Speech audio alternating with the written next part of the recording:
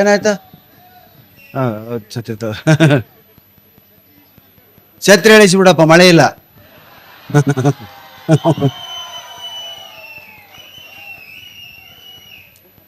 ಇವೆಲ್ಲ ಯಾಕೆ ಛತ್ರಿ ಗಿತ್ರಿ ಬಳಸ್ತಾರ ಅವರು ಅಂದರೆ, ಸ್ಟುಡಿಯೋದಲ್ಲಿ ಅವ್ರ ಮುಖ ಇನ್ನಷ್ಟು ಚೆನ್ನಾಗಿರ್ಲಿ ಅಂತ. ಚೆನ್ನಾಗಿರೋರಿಗೆ, ನಾವು ಮೊದಲೇ ಚೆನ್ನಾಗಿಲ್ಲ, ಇನ್ನಷ್ಟು ಚೆನ್ನಾಗಿ ಕಾಣೋದು ಬೇಡ, ತೆಗಿರೋ ಮಾತು ಮುಖ್ಯ. ಹಾಂ, ಕಾರ್ಯಕ್ರಮದ ಮಾಡ್ಕೊಳ್ಳಿ, ಯಾಕಂದ್ರೆ ಕಾರ್ಯಕ್ರಮದ ರೆಕಾರ್ಡ್ ಬೇಕು, ನಮ್ಮದಕ್ಕೆ ರೆಕಾರ್ಡ್ ಬೇಕಿಲ್ಲ. ನಾನು ಈ ಕಾರ್ಯಕ್ರಮ ಕೊಡ್ತಿರೋದು 4,000ನೇ, 4,000 ಕಾರ್ಯಕ್ರಮ. ಜೀವನದಲ್ಲಿ ಮಾತುಗಾರಿಕೆ ನಿಮ್ಮನ್ನ ಎಲ್ಲ ಸಂಕಷ್ಟಗಳಿಂದ ತಪ್ಪಿಸ್ತದೆ. ಹೆಂಡತಿಯ ಮುಂದೆ ಒಂದು ಬೆಟ್ಟು. ಓಕೆ, ಹಾಂ, ಈಗ ನಾನು ಹಾಸ್ಯದ ವಿಷಯಕ್ಕೆ ಬರ್ತೀನಿ. ಭಾಳಷ್ಟು ಇಲ್ಲಿ ಗಂಡ ಹೆಂಡತಿರು ಬಂದಿರಲ್ಲ, ಸ್ವಲ್ಪ ಕೈ ಮೇಲೆತ್ತಿ. ಜೊತೆಗೆ ಕೂತಿರ್ಬೇಕಂತಿಲ್ಲ. ಹಾಂ, ಮತ್ತು ನಾನು ಈಗ ಹೇಳಿದಂತೆ ಬಾರೇ ಇಲ್ಲಿ ಅಂತ ಕರಿಬೇಡ್ರಿ. ಅವು ಎಲ್ಲಿದ್ದಾರ ನೆಮ್ಮದಿಯಾಗಿದ್ದಾರೆ. ಹಾಂ, ಇವರು ಅಷ್ಟೇ. ಹಾಂ, ನೀವು ನೆಮ್ಮದಿಯಾಗಿದ್ದೀರಿ, ಅವರು ನೆಮ್ಮದಿಯಾಗಿದ್ದಾರೆ. ಮತ್ತೆ ಪಕ್ಕದಲ್ಲಿ ಕೂತು ನನಗೆ ನಿಷ್ಠೂರ ಮಾಡಬೇಡ್ರಿ. ಓಕೆ, ಮದುವೆ ಆದ ಹೊಸದರಲ್ಲಿ ಏನು ಡೈಲಾಗು ಹೊಡಿತಿರ್ತಾರೆ. ಬೇಡ ಪ್ರಿಯೆ, ನೀನಿಲ್ದಿದ್ರೆ ನಾನಿಲ್ಲ, ನಾನಿಲ್ದಿದ್ರೆ ನೀನಿಲ್ಲ. 1-1.5 ತಿಂಗಳು ಹನಿಮೂನ್, ಒಂದು 15 ದಿವಸ ಹೋಗ್ತಾರೆ, ಒಂದು 15 ದಿವಸ ಎಲ್ಲ ದೇವಸ್ಥಾನಗಳಿಗೆ ಹೋಗ್ತಾರೆ, ಪಾರ್ಕ್ ಹೋಗ್ತಾರೆ. 2 ತಿಂಗಳಾಗತ್ತೆ, 3 ತಿಂಗಳಾಗತ್ತೆ. ನೀನಿಲ್ದಿದ್ರೆ ನಾನಿಲ್ಲ, ನಾನಿಲ್ದಿದ್ರೆ ನೀನಿಲ್ಲ. ಇದು 6 ತಿಂಗಳಾಗತ್ತೆ. 6ನೇ ತಿಂಗಳ ಮೊದಲ ದಿನವೇ ಅವೇ ಶಬ್ದಗಳು ಚೇಂಜ್ ಆಗ್ತವೆ. ನೀನಿಲ್ದಿದ್ರೆ ನಾನಿಲ್ಲ, ನಾನಿಲ್ದಿದ್ರೆ ನೀನಿಲ್ಲ ಅನ್ನೋದು ಹೋಗಿ, ಇಲ್ಲ ನೀನಿರಬೇಕು, ಇಲ್ಲ ನಾನು. ನೋಡಿ, ಅವೇ ಅಕ್ಷರ, ಅವೇ ಶಬ್ದಗಳು ಹೇಳುವಂಥ ಜೋಶ್, ಭಾವನೆಗಳು ವ್ಯಕ್ತಪಡಿಸೋ ವಿಧಾನ ಇದೆಯಲ್ಲ, ಅದು ಚೇಂಜ್ ಆಗುತ್ತೆ. ಇದು ದಾಂಪತ್ಯ.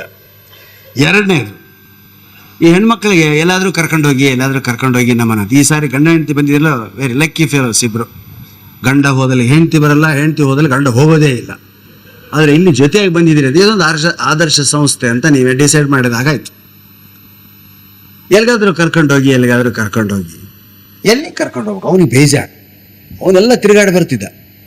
ನೀನೇ ಏನಾದರೂ ಹೋಗಿ ಜೇಸಿ ಗೀಸಿ ಅಥವಾ ಯಾವುದಾದ್ರು ಸಾಹಿತ್ಯ ಮಹಿಳಾ ಮಂಡಳ ಎಲ್ಲ ಸೇರು, ಇಲ್ಲ ನಿಮ್ಮ ಜೊತೆಗೆ ಬರಬೇಕು. ಅದೇನೋ ಒಂದು ಬೈಕ್ಯಪ್ಪ, ಗಂಡನ ಜೊತೆ ಹೋಗಬೇಕು, ಅವನಿಗಿಂತ ನಾನು ಚೆನ್ನಾಗಿ ಕಾಣಬೇಕು, ಹಿಂಗೆಲ್ಲ ಇರ್ತಾವೆ ಮನಸ್ಸಲ್ಲಿ. ಅವಳು ಕಿರಿಕಿರಿ ಬೇಸತ್ತು, ರೆಡಿ ಆಗು ಅಂತೇಳಿ ಕಾರ್ ತೆಗೆದು ಕರ್ಕೊಂಡು ಹೋದ ಬೆಂಗಳೂರಂಥ ಊರಿನಲ್ಲಿ ಕರ್ಕೊಂಡು ಹೋದ 5 ಕಿಲೋಮೀಟ್ರ್ ಆಯಿತು, 10 ಕಿಲೋಮೀಟ್ರ್ ಆಯಿತು, 15 ಕಿಲೋಮೀಟ್ರ್ ಆಯಿತು. ಎಲ್ಲೋ ಕತ್ತಲದಲ್ಲಿ ಕರ್ಕೊಂಡು ಹೋಗ್ತಿದ್ದಾನೆ, ಲೈಟೇ ಇಲ್ಲ ಅಲ್ಲಿ ಕಾರ್ ನಿಲ್ಲಿಸ್ಬಿಟ್ಟ. ಕೆಳಗಿಳಿಯೇ ಅಂತ ಹಿಡಿದು ಕಣ್ಣು ಮುಚ್ಕೊಂಡು ನೋಡ್ತಾಳೆ, ಸ್ಮಶಾನ, ಸುಡ್ಗಾಡಿ. ಏನೇ ಇದು, ಇಲ್ಲಿ ಕರ್ಕೊಂಬಂದ್ರಿ ನೀವು ಅಂತ ಕೇಳಿದ್ದವಳು. ಹುಚ್ಚಿ, ಇದೇನು ಸಾಮಾನ್ಯ ಜಾಗ ಅಂತ ತಿಳ್ಕೊಂಡಿದ್ಯಾ? ಇಲ್ಲಿಗೆ ಬರೋದಕ್ಕೆ ಜನ ಸಾಯ್ತಾರೆ. ಇಷ್ಟೇ.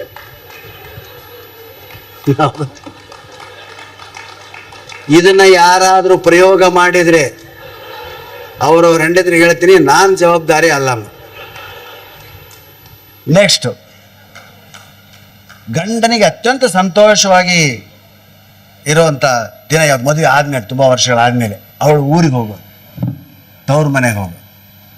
ಹ್ಯಾಪಿಯೆಸ್ಟ್ ಮೊಮೆಂಟ್ ಅದು. ನಾನು ಒಂದು 8 ದಿನ ತವ್ರ ಮನೆಗೆ ಹೋಗಿ ಬರ್ತೀನಿ, ಹೋಗಿ ಬರಲಾ ಅಂತ ಕ್ವಶನ್ ಮಾರ್ಕ್ ಹಾಕ್ತಾಳೆ. ಬೇಡ ಅಂತಾನೇನು ಅಂತ. ಈ ಬಡ್ಡಿ ಮಗನಿಗೆ ಅಷ್ಟೇ ಸಾಕಾಗಿರ್ತದೆ. ತುಂಬ ದಣ್ಕೊಂಡಿದ್ಯಾ, ಹೋಗು ನಿಮ್ಮ ಅಮ್ಮನ ಮನೆಗೆ ಹೋಗಿ ಚೆನ್ನಾಗಿ ಅವಳು ಮಾಡಿದ್ದನ್ನೆಲ್ಲ ಉಂಡು ರೆಸ್ಟ್ ಮಾಡಿ, ನಿಮ್ಮ ಅಣ್ಣ ತಮ್ಮಂದ್ರ ಜೊತೆ ಪಿಕ್ಚರ್ ನೋಡಿ ಆರಾಮಾಗಿ ಬಾ. ಅದಕ್ಕೆ 8 ದಿವಸ 10 ದಿವಸ ಅನ್ಬೇಡ ಅಂತೇಳಿ ಕಳಿಸಿಕೊಟ್ಟ. ಕಳಿಸಿಕೊಟ್ಟು ಕೂತ, ಅವಳನ್ನು ಮುಟ್ಟಿದ್ಲೇ ಇಲ್ಲ ಫೋನು. ಹಲೋ, ಮನೇಲೇ ಇದ್ದೀರಾ? ಮನೇಲೇ ಇದ್ದೀನಿ, ಎಲ್ಲೇ ಹೋಗಿಲ್ಲ. ವೆರಿ ಗುಡ್, ನೀವು ಮನೇಲೇರಿ, ನಾನು ಅಮ್ಮನ ಮನೆ ಮುಟ್ಟಿದೆ. ಅರ್ಧ ಗಂಟೆಗೆ ಒಂದು ಫೋನ್. ಎಲ್ಲಿದ್ದೀರಾ? ಮನೇಲಿದ್ದೀನಿ ಕಣೆ. 1 ದಿವಸ ಆಯಿತು, 2 ದಿವಸ ಆಯಿತು, ಮತ್ತೆ ಫೋನ್ ಮಾಡಿದ್ವಿ. ಎಲ್ಲಿದ್ದೀರಾ? ಮನೇಲಿದ್ದೀನಿ. ಮನೇಲಿದ್ದೀರಾ? ಎಲ್ಲಿ ಮಿಕ್ಸಿ ಹಾಕಿ ಅಂದ್ರು. ಪಾಪ ಮನೇಲಿ ಇದ್ದಾಗ ಅಂತ ಹಾಕಿದ್ರು.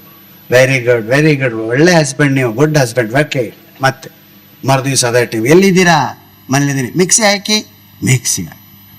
ಹಿಂಗೆ 4-5 ದಿವಸ ಆಯಿತು. 5ನೇ ದಿವಸ ಫೋನ್ ಮಾಡಿದ್ಲು. ಎಲ್ಲಿದ್ದೀರಾ? ಫೋನ್ ರಿಸೀವ್ ಮಾಡಲಿಲ್ಲ.